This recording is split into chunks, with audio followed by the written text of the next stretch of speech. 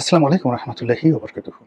সম্মানিত দর্শক, স্মরণকালের ভয়াবহ ইমেজ সংকটে পড়েছে জামাত। গত ২ বছরে তার যে উত্থান এবং গত ৭০ বছরের তাদের যে মেহনত, এটি ২০২৬ সনে এসে রীতিমতো মুখ থুবড়ে পড়েছে। জামাতের যেকোনো ব্যক্তি, সেটা নারী হোক বা পুরুষ হোক, সেটা জামাতের সভাপতি ডাক্তার শফিকুর রহমান হোক কিংবা তাদের কোনো নারী সদস্য, সংসদ সদস্য হন, কোনো কথা বললে সেটা নিয়ে ট্রল হচ্ছে। তাদের পোশাক নিয়ে ট্রল হচ্ছে, আশাক নিয়ে ট্রল হচ্ছে এবং এটা সার্বজনীন। একটা সময় মানুষজন তাদেরকে ঘৃণা করতেন একটা অংশ। আরেকটা অংশ তাদের ব্যাপারে সহানুভূতিশীল ছিলেন। না, লোকগুলো ভালো, নিরপরাধ। সে ৭১ সালে কি করেছেন না করেছেন, এগুলো নিয়ে আওয়ামী লীগ বারবার শুধু নাড়াচাড়া করে, এই জিনিসগুলো ঠিক না। কিন্তু ইউনূস জামানাতে ক্ষমতার একদম চালিকা শক্তিরূপে তারা যে আচরণ করেছে, যে কথাগুলো বলেছে, যে অহমিকা দেখিয়েছে এবং প্রশাসনের বিভিন্ন স্তরে তাদের যে লোকজন, যাদেরকে তারা দীর্ঘদিন লুকিয়ে রেখেছিল, তারা যেভাবে নিজেদের মুখোশ উন্মোচন করেছেন, যেভাবে বিশ্ববিদ্যালয় ক্যাম্পাসগুলো, তারপর বিশ্ববিদ্যালয়ের যে আবাসিক হলগুলো, সেই হলগুলো তারা যেভাবে নিয়ন্ত্রণ করেছে, মেয়েদের হলগুলো, মেয়েদের বিশ্ববিদ্যালয় এবং বিশ্ববিদ্যালয় কলেজগুলো, সেখানে তারা যে আধিপত্যবাদ দেখিয়েছে, এটি মূলত এককভাবে বিএনপি বা আওয়ামী লীগ কখনো সেটা পারেনি। তো সেই জায়গাতে এখন অনেকটা রিভার্স পরিস্থিতি দেখা দিয়েছে।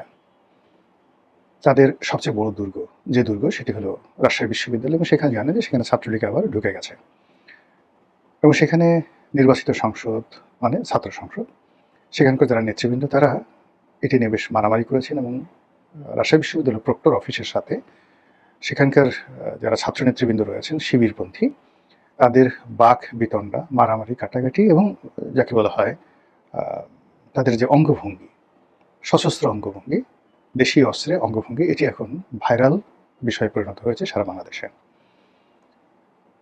এর বাইরে জামাতের কিছু মহিলা কর্মী রয়েছেন। প্রথম দিকে দেখা গেল যে তাদের প্রজ্ঞা, মেধা, কথা বলার ধরন, জ্ঞান গরিমা, এগুলো নিয়ে অনেকে ইতিবাচক চিন্তা চেতনা করতেন। কিন্তু সাম্প্রতিক সময় দেখা যাচ্ছে যে এমন সব কথাবার্তা হচ্ছে, এমন সব ফটোকার্ড বের হচ্ছে, মানে যেগুলো আসলে খুব অসম্মানজনক। এবং জামাতের যারা নেত্রী রয়েছেন, নারী কর্মী রয়েছেন, তাদের জন্য আসলে এই মুহূর্তে শো অফ হওয়া, পাবলিক এর সঙ্গে কমিউনিকেশন করা বা দাওয়াতি কর্মকাণ্ড পরিচালনা করা, যেটা আগে তারা করতে পারতেন, এটি এখন আসলে সম্ভব হচ্ছে না। বিএনপির ক্ষেত্রে একই অবস্থা। বিএনপির এক নেতার সঙ্গে সেদিন কথা হলো, সংসদ সদস্য হয়েছেন। তো আমি জিজ্ঞাসা করলাম কেমন যাচ্ছে। তো সে বলল যে এখন আসলে যখন বিরোধী দলে ছিলাম তখন রাজনীতি করার যে আনন্দ ছিল, যে গ্রহণযোগ্যতা ছিল, পাবলিকের যে সহানুভূতি ছিল, সেটা নেই। না থাকার কারণে ওই সময়টা মিস করছি। আর বর্তমান সময় নিয়ে খুব আতঙ্কিত অনুভব করছি। এই যদি হয় বিএনপির অবস্থা, তাহলে জামাতের অবস্থা আরও কত খারাপ সেটা বোঝার চেষ্টা করুন। এরপরে যে ঘটনা, সেটা হলো জামাতের বেশ কয়েকজন সংসদ সদস্য, তাদের নারী কেলেঙ্কারি। এরপরে কয়েকজন সংসদ সদস্যর পারিবারিক ছেলে মেয়েদের ঔদ্ধত্যপূর্ণ আচরণ, অশালীন এবং অসভ্য জীবনযাপন, এগুলো ভাইরাল হচ্ছে সারা বাংলাদেশে। তারপর জামাতের যে যারা বক্তা রয়েছেন, তাদের বেশ কিছু বক্তব্য, কর্মকাণ্ড ইদানিংকালে এতটা, যাকে বলা হয়, মানুষের বিতৃষ্ণার কারণ হয়ে দেখা দিয়েছে যে মানুষ যখন জান্নাতের টিকিটের কথা বলা হয়, সঙ্গে সঙ্গে, অর্থাৎ শেখ কামালের ব্যাংক ডাকাতি বা বাকশাল বা ৭৪-এর দুর্ভিক্ষ যেভাবে আওয়ামী লীগকে বিপর্যস্ত করছে এখন পর্যন্ত, বা যেভাবে খাম্বা, হাওয়া ভবন, এই শব্দগুলো যেভাবে বিএনপিকে ভীষণ রকম, যাকে বলে, একটা নেতিবাচক অবস্থায় ফেলে দিয়েছে। জনাব তারেক রহমান সাহেব প্রাণান্ত চেষ্টা করছেন তার সেই খাম্বা উপাধি থেকে বের হয়ে আসার জন্য। নানা রকম মাধ্যম থেকে খাম্বা আসলে কারা, ওই সময় ব্যবসা কারা করেছে, ইত্যাদি ইত্যাদি প্রচণ্ড, যাকে বলা হয়, শক্তিমত্তা নিয়ে প্রচার করার চেষ্টা করছেন তিনি নির্দোষ এবং তিনি যে আসলে একজন ভদ্রলোকের সন্তান, হ্যাভিং এ ব্লু ব্লাড, বংশগতভাবে তিনি, তার মা, তার বাবা ভদ্র, কম কথা বলেন, মার্জিত, এই বিষয়গুলো এস্টাবলিশ করার জন্য একের পর এক ম্যাটিকুলাস ডিজাইন নিয়ে তার যে PR team, public relation team, দিন রাত কাজ করে যাচ্ছেন। প্রতিদিনই একটা না একটা ঘটনা ঘটছে বা ঘটানো হচ্ছে, আমরা বলতে পারি না। যেমন দেখা গেল প্রধানমন্ত্রীর গাড়ির সামনে একজন লোক পড়ে গেল, একটা মহিলার সামনে চলে এলো, উনি গাড়ি থেকে নামলেন, তার সঙ্গে কথা বললেন, মিডিয়াতে খবর। প্রধানমন্ত্রী নতুন করে অনুষ্ঠানে গেলেন, মেয়েরা সেখানে দৌড় দিল, একটা মেয়ে সেই দৌড়ের মধ্যে থেকে এসে প্রধানমন্ত্রীর সামনে এসে দাঁড়িয়ে গেল। এটি কি সাজানো? ওই মেয়েটা এত কিছুর মধ্যে সে আলাদা, সে কি করে সাহস পেল? এরকম ঘটনা তো কখনো অতীতে ঘটেনি, এমনকি তার বাবার জীবনে এরকম ঘটনা ঘটেনি। এটাগুলি কি নাটক না বাস্তব, নাকি ওই মেয়েটা আসলেই? এরকম অনেক কিছু ঘটছে, কিন্তু বিএনপির পক্ষে যেভাবে প্রচারণা চালানো হচ্ছে, তিনি মেয়েটাকে দেখে দাঁড়িয়ে গেলেন, মাথায় হাত বুলালেন। মেয়েটা ঠিক অনেকটা দৃঢ়তা নিয়ে, একেবারে কিশোরী মেয়ে, পিছনে হাত বেঁধে পিএম এর সামনে সিনা উঁচু করে দাঁড়িয়েলেন। যেহেতু প্রধানমন্ত্রী দাঁড়িয়েছেন মেয়েটার জন্য, তার সাঙ্গ পাঙ্গ যারা আছেন, আমির উমরা, তারা সবাই দাঁড়ালেন এবং সবাই বললেন যে দেখো দেখো দেখো, ভদ্রতা কাকে বলে। এই ভদ্রতা শুধুমাত্র জিয়া পরিবারের সঙ্গেই সম্ভব।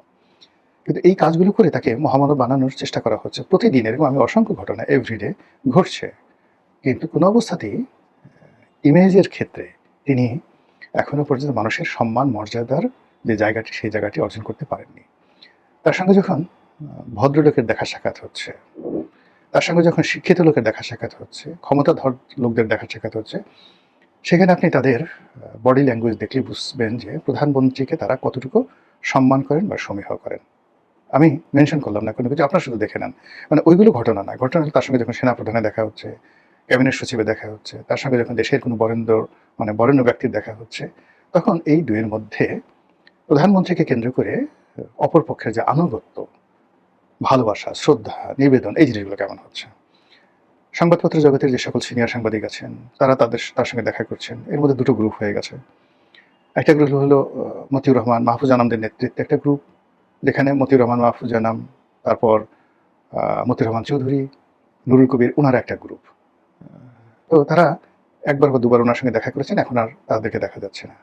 আবার অন্যদিকে আমার দেশের মাহমুদুর রহমান, জাহিদুদ্দিনের শফিক রেহমান, তো এই পুরো বিএনপি এবং পুরো জামাতের যে সমস্ত সাংবাদিক রয়েছেন, তারা যখন তার সঙ্গে দেখা করছেন, সেখানে আপনি এদের বডি ল্যাঙ্গুয়েজগুলো দেখেন, আপনি বুঝতে পারবেন যে সম্মান এবং মর্যাদাটা এই গত 5 মাসে 6 মাসে কতটা তিনি অর্জন করেছেন, বা আগের যে জায়গাগুলো থেকে কতটা বের হতে পেরেছেন।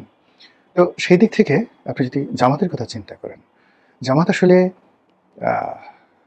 চেষ্টা করেনি, মানে নিজেদের যে ইমেজগুলো, 71-এ তাদের ভূমিকা, ইসলামাইজেশনের ব্যাপারে তাদের যে চিন্তা চেতনা, এই বিষয়গুলো তারা মানে গত 2 বছরের চেষ্টাই করেনি। তারা মনের আনন্দে, মানে আমরা যে কাজগুলো করি, সেটা হলো আপনারা দেখবেন মানুষ যখন খুব আবেগপ্রবণ হয়ে যায়। আপনার ঘরে একটা নবজাতক সন্তান আসছে, বা 3 মাস, 4 মাস, 5 মাস, 6 মাসের সন্তান।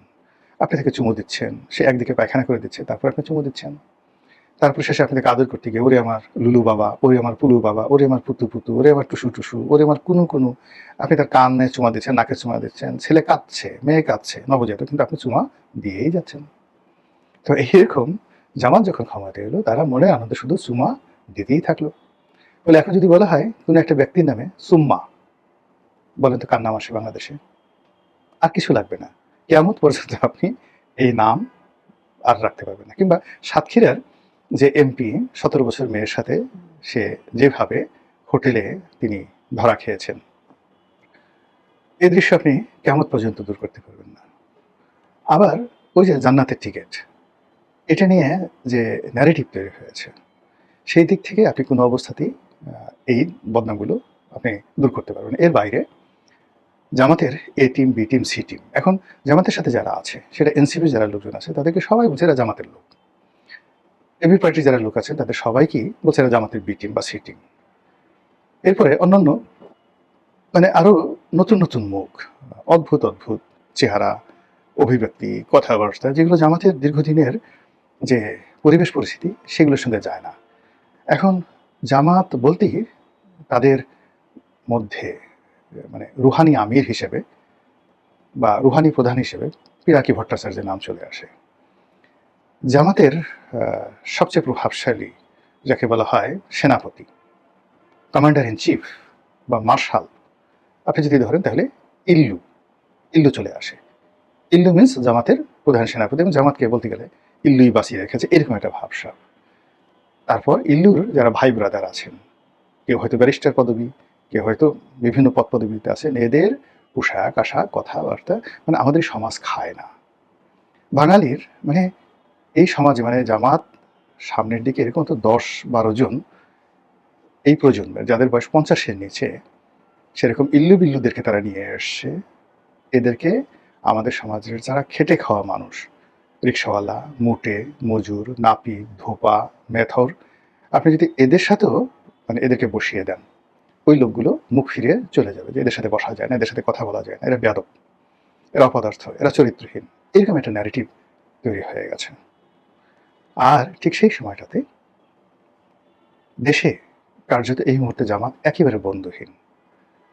আপনি এনসিপির বেশিরভাগ লোক মানে যারা এনসিপিকে অর্গানাইজ করেছে, এখন সেই এনসিপিটা মূলত এখানে কেউ বলছে, এখন এদের মধ্যে দেখুন যে এক গ্রুপ বলা হচ্ছে যারা আওয়ামী লীগের গুপ্ত, স্পষ্টই নাহিদ এবং সার্জিসকে, নাহিদ না মানে এখানে হাসনাত আবদুল্লাহ এবং সার্জিসকে আওয়ামী লীগের গুপ্ত বলা হচ্ছে, নাহিদকে বলা হচ্ছে শিবিরের গুপ্ত, মাহফুজকে বলা হচ্ছে হিজবুত তাহরিরের লোক।